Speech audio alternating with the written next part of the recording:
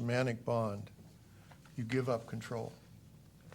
You are absolutely locked in to a payment schedule according to the bond contract.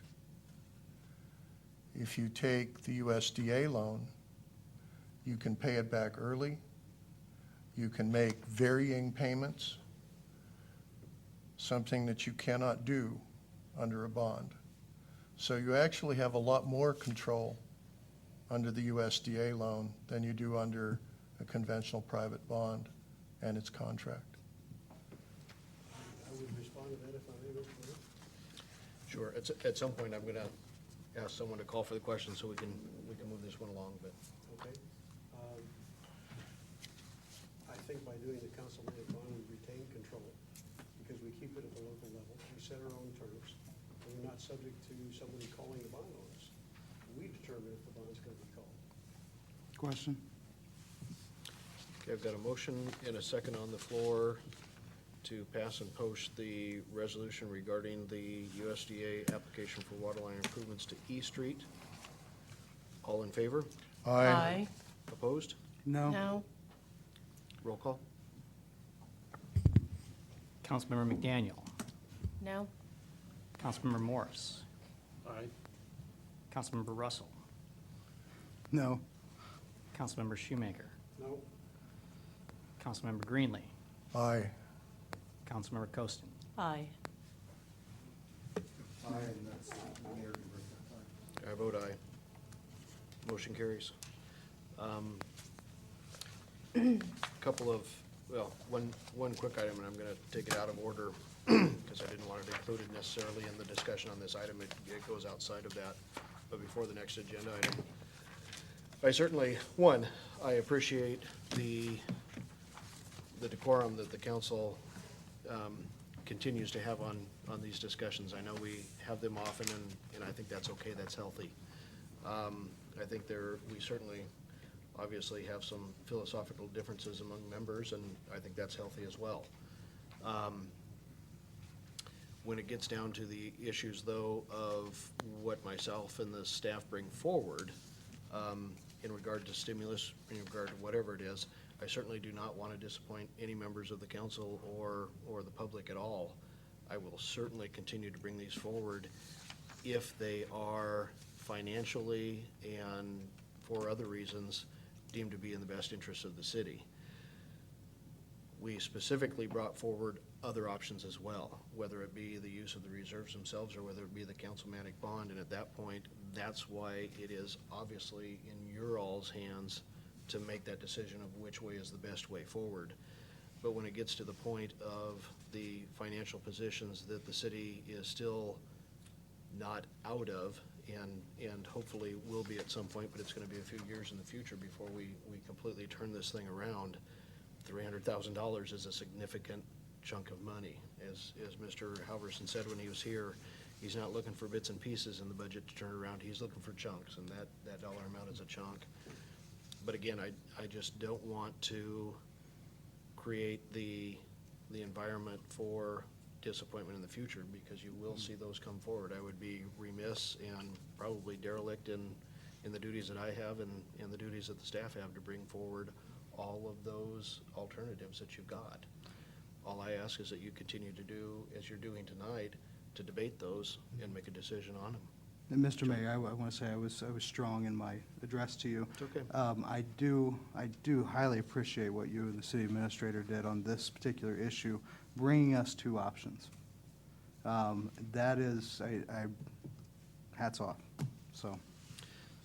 The second item is, Mr. Mayor, yes, one quick point. I don't think that philosophy is driving the differences that we have here tonight. I believe all of us are focused on the facts and the dollars and cents. And I would not attribute any other motive to my colleagues on the council. understood. The other item I want to make sure and mention and bring it on early so we're prepared if we get to that point. Should the application be favorable with the USDA on this project, and should it come back and should it passed the council to fund the project through the USDA loan, and the council looking at it at a 20-year payoff versus a 40-year payoff, I believe the USDA loan, can we actually ask them to do it as a 20-year payoff instead? Have we asked that question? Assuming they come back and say, no, it's a 40-year, but you could pay it off early. Mr. Scott's email of the weekend is correct. Technically, you cannot bind any future councils in the actions of those payoffs. You can certainly follow your own desires and your own actions as long as you're here. I would certainly entertain, and I would certainly ask Attorney English to bring forth a resolution as quickly as we bring forth that application, if it's going that direction. Setting out in resolution form as clearly as we can that the intent is to pay that off in a 20-year basis in order to achieve those savings.